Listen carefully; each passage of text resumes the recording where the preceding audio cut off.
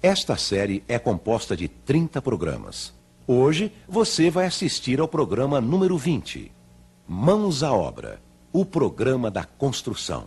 Programa número 20. Esquadrias, portas. Pedro, abre pra mim, por favor. Quem é? Como quem é, Pedro? Olha eu aqui. Abre aqui essa porta. Não, não posso. A mulher não tá em casa, é sujeira. Ô, Pedro, abre essa porta, que a hora que eu entrar, você vai ver só, hein? Que coisa, eu tô morta de cansaço. Veio de pacote, com esse sol a pino, e ainda esqueci a chave na casa da minha mãe. Ô, meu amor, não reclama do sol. Vai, sol é luz, é vida, é calor. Ai, Pedro, mas tudo que é demais prejudica, né? Tem que ser tudo na medida certa. É verdade, viu? As aberturas aqui em casa, por exemplo, a gente fez na medida certa, pra aproveitar a luz, a ventilação, o calor. Nessa história aí começou com aquele papo de seu Freitas de homem das cavernas. É verdade, foi muito engraçado. Toda casa, toda construção tem pelo menos uma abertura. Desde o homem das cavernas, não é? Ele tinha pelo menos de entrar e sair puxando a moça pelos cabelos, certo? Certo nada, seu Freitas. Que história é essa? Hoje em dia as coisas mudaram muito, viu? Ah, ele ficou menos selvagem, mais criativo. Inventou uma variedade imensa de aberturas para as construções.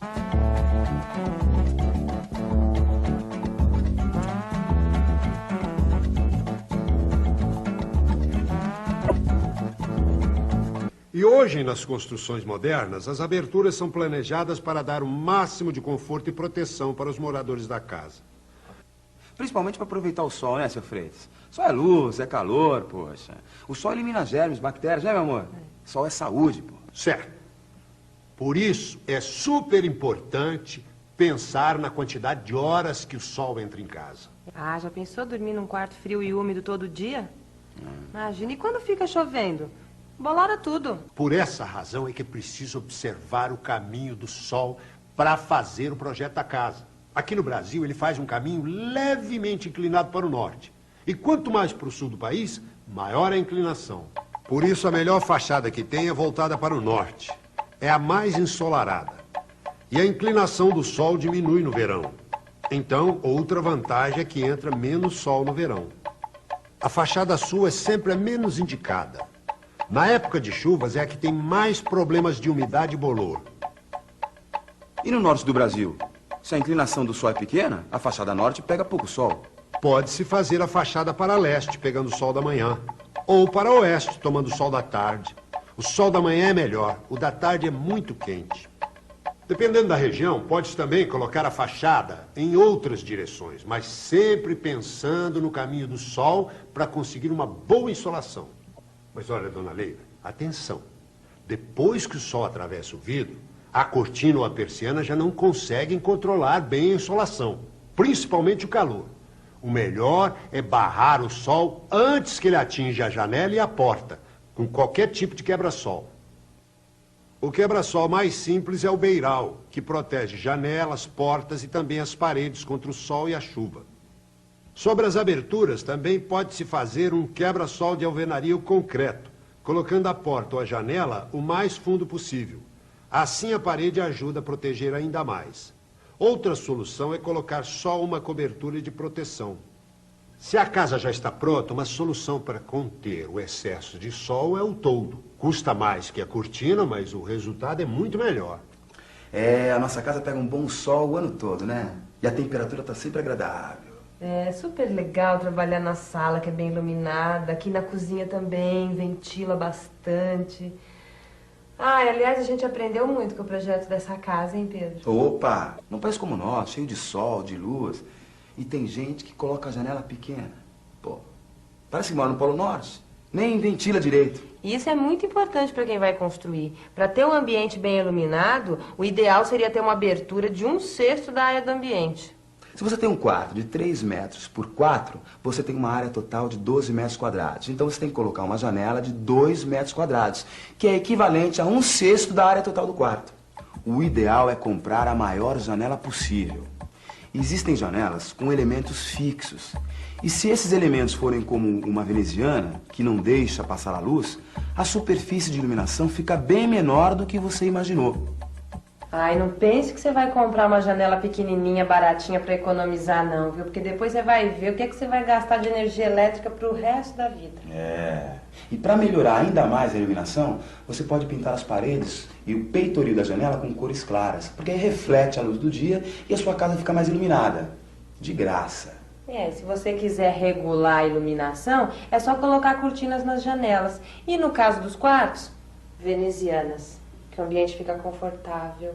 Agora, outra coisa importante, meu amor. Na época do projeto, o seu Freitas deixou bem claro a importância das aberturas para a ventilação da casa. Tá lembrada, né? Claro, como se fosse hoje. A ventilação é muito importante para o conforto de vocês, para controlar a temperatura dentro de casa, principalmente na sala e nos quartos. Aqui no Brasil, geralmente é muito quente. Às vezes, é até conveniente criar uma ventilação cruzada, com 2 aberturas em paredes opostas, para formar mesmo uma corrente de ar e ventilar o ambiente. E tem que fazer esse controle também nos dormitórios, porque se a região for quente, precisa de muita ventilação. Ou então mais no verão e menos no inverno. Ou mais durante o dia e menos à noite. Quer dizer que é bobagem, então, economizar no número e no tamanho das aberturas da casa? É a pior economia que você pode fazer. Você precisa ter condições de aumentar e diminuir a ventilação natural de acordo com o que você precisar. De manhã é bom ventilar bem os quartos na hora que a gente tá varrendo, arrumando, né? Depois é melhor fechar um pouco, que é pra não sujar.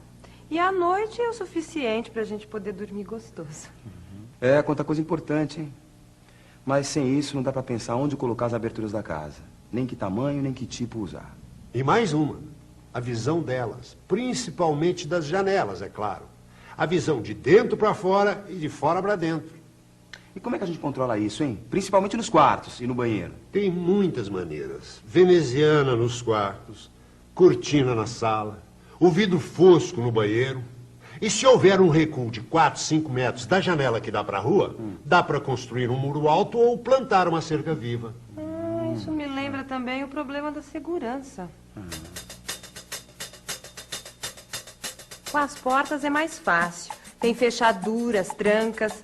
Mas com as janelas, às vezes as grades são muito feias, estragam a casa. Mas hoje já existem esquadrias em que o espaço do vidro é dividido em partes com largura de até 15 centímetros. Assim, é como se a grade já fizesse parte do caixilho da janela, o que dá mais segurança. Que bom, hein, seu Freitas? Quer dizer, então, que a minha casa pode ser segura e bonita ao mesmo tempo?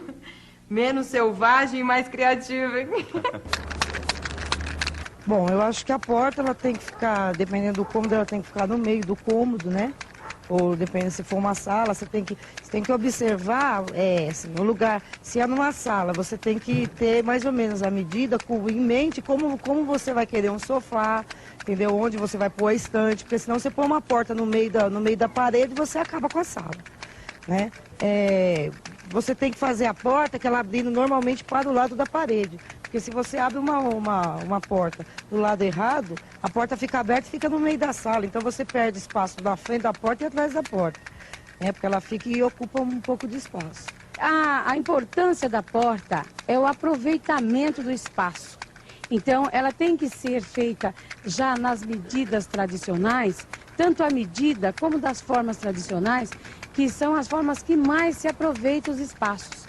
Então, não se pode ter portas em meio de parede, que aí você vai estar desperdiçando a parede, tanto para a direita como para a esquerda. E quando você faz ela no canto da parede, você já está ocupando um espaço que provavelmente não terá outra utilidade, a não ser guardar a folha da porta. A porta ela tem que ser muito bem chumbada. Como no começo, quando eu peguei essas portas, ela logo já ficou toda gozada, não fechava direito. Aí eu troquei por uma porta de madeira. Aí a gente chumbou muito bem chumbada, não deixando abertura embaixo para não passar insetos, essas coisas que podem morder a gente, né? E muito bem colocada, a porta tem que ser muito bem chumbada, muito bem colocada. E uma porta boa, né? Eu acho que porta tem que ser boa e bonita, porque é o cartão de visita de uma casa.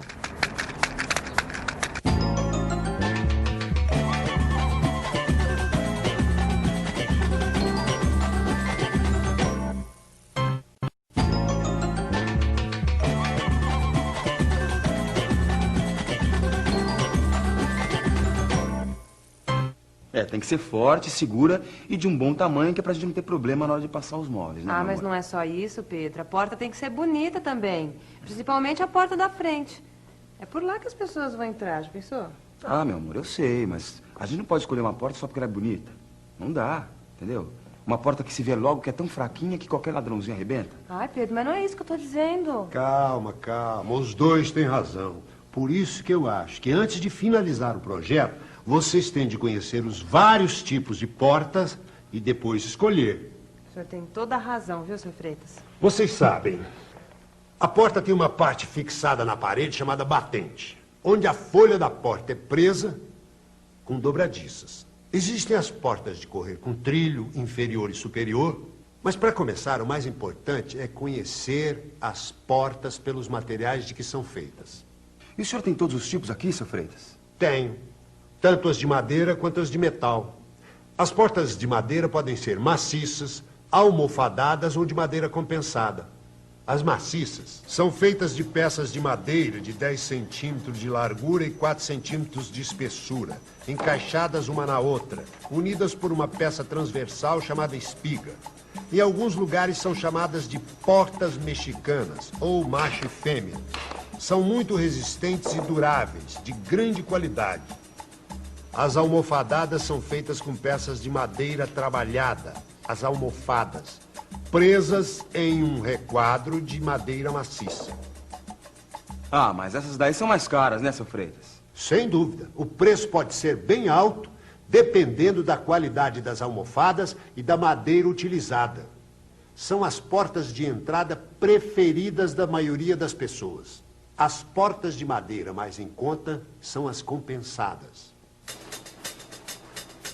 São portas feitas com um requadro de madeira maciça, com 2 placas de madeira compensada.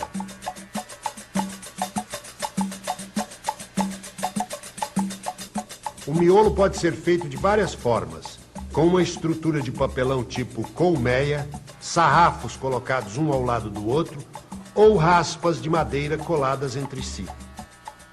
Essas portas podem ser de grande qualidade, principalmente quando são fabricadas com compensado naval, que é feito com cola à prova d'água. Ah, porta de madeira, se não for de boa qualidade, estraga logo.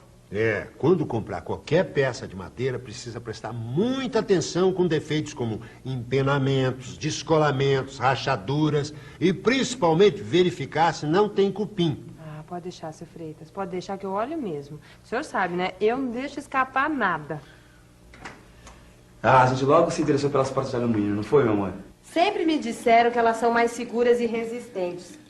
Lembra quando a gente conseguiu uns endereços de umas fábricas que a gente foi visitar? Aí a gente viu que as portas metálicas são feitas com cantoneiras, onde se encaixam os vidros. Elas também podem ser feitas em 2 folhas de correr, para vidro e venezianas. E tem as de veneziana fixa, para ventilação permanente.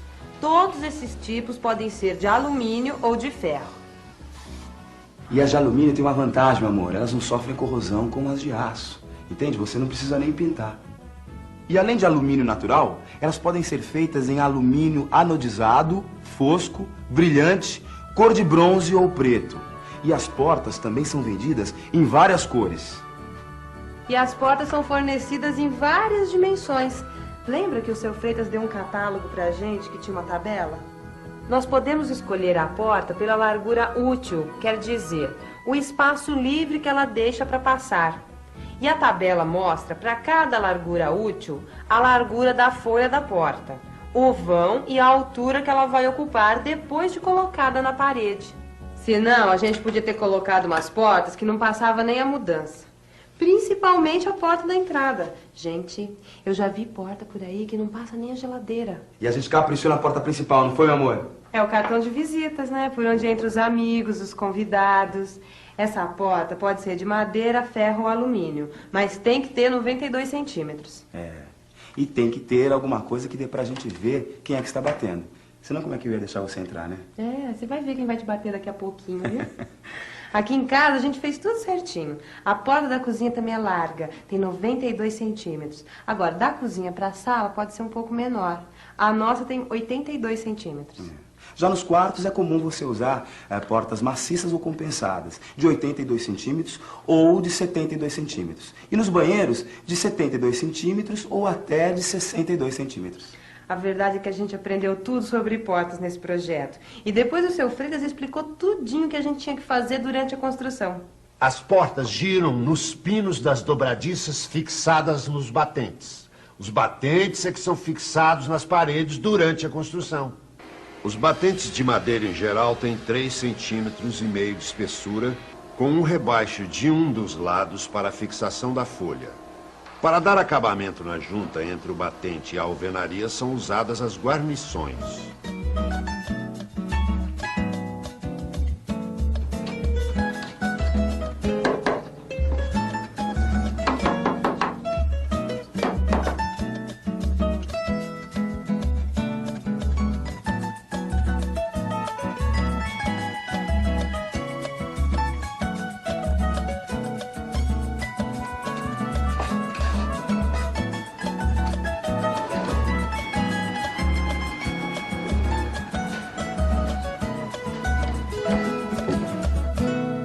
E os de metal funcionam do mesmo jeito, né? Só muda o material. Os batentes de metal são feitos com chapa dobrada de aço ou de perfis de alumínio.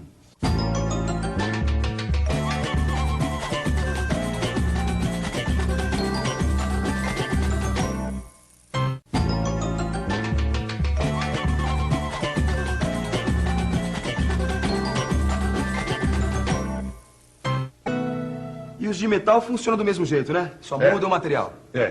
Os batentes de metal são feitos com chapa dobrada de aço ou de perfis de alumínio.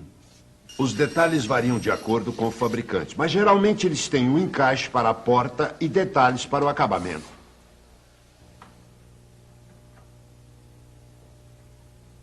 Ô, seu Freitas, e para colocar os batentes, como é que a gente faz a preparação lá na obra? Antigamente se colocava o batente no início com os pregões e ia subindo as paredes, de modo que os pregos funcionavam como elementos de fixação. Mas hoje em dia ninguém mais faz assim, né, seu Freitas? Não. Hoje o costume é deixar o vão na parede e fixar os batentes com buchas e parafusos. E tem gente que prefere colocar os batentes o mais tarde possível. Aí é preciso colocar contramarcos na alvenaria. Contramarcos? São peças de alumínio, madeira ou concreto fixadas na parede para garantir as medidas do vão. E o batente é colocado sobre o contramarco. Na casa de vocês não será usado o contramarco, porque o mais indicado hoje em dia é a colocação do batente direto na alvenaria. Ou deixar o vão bem acabado para fixar a esquadria com bucha e parafuso. Usando os blocos de 10, é só deixar um vão com 1,5 centímetros a mais do que o batente de cada lado. Nesse espaço, depois será aplicada a argamassa de revestimento.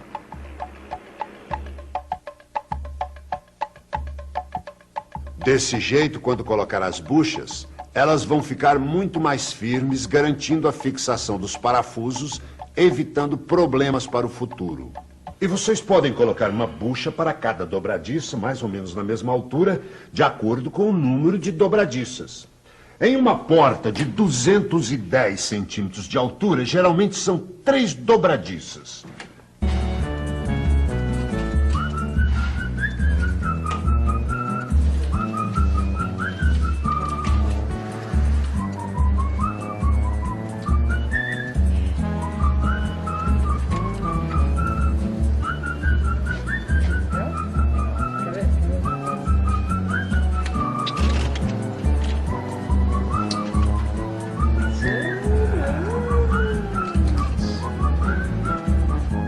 Pedrão, lembra que você falou que nunca mais ia sair de casa? Ah, meu amor, brincadeirinha, né? É? É, lógico. Então vai na padaria comprar pãozinho pra tomar café? Opa, é pra já. E ó, eu vou levar minha chave, porque assim você não precisa parar o que você tá fazendo pra abrir a porta pra mim, tá bom?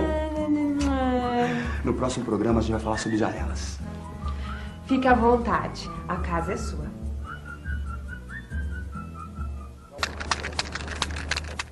A janela é um dos objetos mais importantes, um dos objetos importantes dentro de uma casa. Como eu fiz uma cozinha agora, então eu pensei delicadamente aonde colocar essa janela, para ter bastante raio solar, né? Bastante sol. Então eu fiquei muito satisfeita aonde eu coloquei, porque fica bem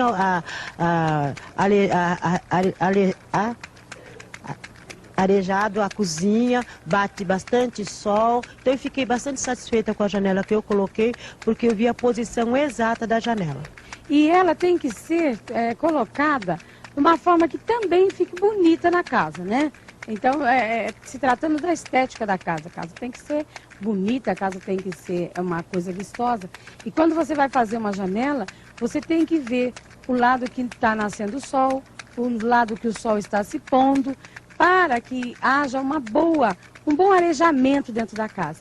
E para que haja também uma boa circulação do ar, né, que é a importância da casa. Uma casa sem janela, ela vai ficar escura, ela vai ficar embolorada, ela vai ficar fedida. E uma casa que tem as suas janelas bem posicionadas, elas não vão sofrer esse tipo de coisa. Bom, a janela ela serve para dar ventilação na casa, para entrar sol, entrar ar e para claridade, né? Luminosidade na casa. Porque uma casa que ela é muito escura, ela vai criar muita bactéria, muitos fungos, dá problema de respiração. Então, a casa, se ela fica fechada, normalmente agora as pessoas trabalham também. Então, quando ela está em casa, ela tem que deixar a casa aberta para ventilar, para que entre sol. Quando você vai fazer uma janela, você não pode fazer uma janela para lá da casa do vizinho, senão ele sobe uma parede e você perde toda a luminosidade. E serve para isso, para claridade, para entrar sol, para entrar ar e para circular, fazer a reciclagem do ar de dentro de uma casa, né? Para você ter uma ventilação e para você vir olhar para fora também o que está acontecendo lá de fora. Uma casa sem uma janela não é uma casa. É o que eu posso te falar. Nossa, a importância é enorme. Era tudo que eu queria na minha vida, era ter minha casa. E hoje eu tenho. E se eu a tenho é porque eu mereci. Eu trabalhei, eu lutei, eu construí. E é gostoso você ajudar a construir a tua casa própria. Sair do aluguel. Isso é ótimo.